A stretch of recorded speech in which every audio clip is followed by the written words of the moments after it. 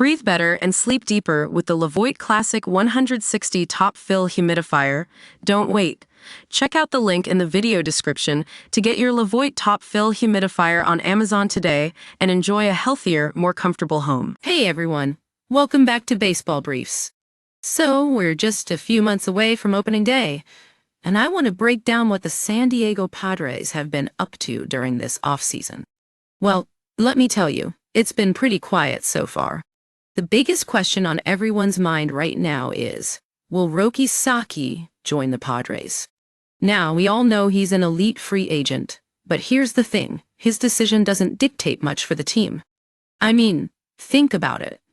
Sasaki was posted at just 23 years old, which means he'll only make a rookie salary plus an international signing bonus. That's not going to change the way the Padres build their roster financially. And let's be real, Sasaki is coming from Japan, where starters traditionally pitch once per week.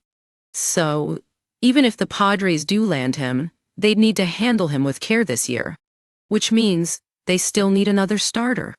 At least one. Now, I know what you're thinking. Why not just wait and see? Well, that's exactly what the Padres are doing, but they're also feeling pretty confident in their current roster.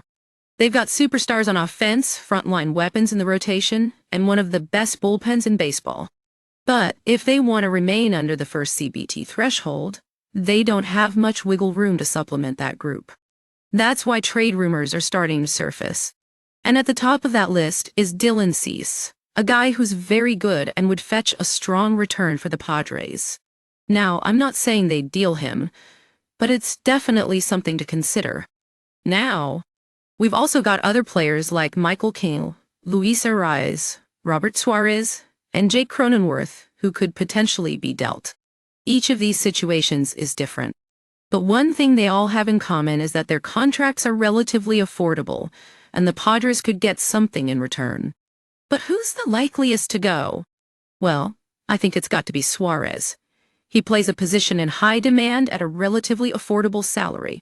And let's be real, the Padres already have other options for the back end of their bullpen. So they'd likely boost their roster significantly with whatever return they'd get.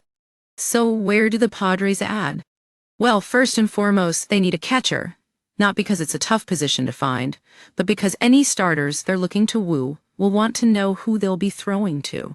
And speaking of starters, they could use a couple more. Maybe Matt Waldron or Randy Vasquez takes a step forward? And then there's the glaring vacancy in left field and the middle of the lineup. Jurickson Profar filled it last season, but he still hasn't signed. And despite several cracks at free agency, he's yet to truly cash in. This is his best chance to return to San Diego. But it remains unclear if the Padres would meet his demands. That's where we're at with the Padres right now. A quiet offseason that's about to get a whole lot more interesting. Thanks for tuning in, and I'll catch you all on the next one.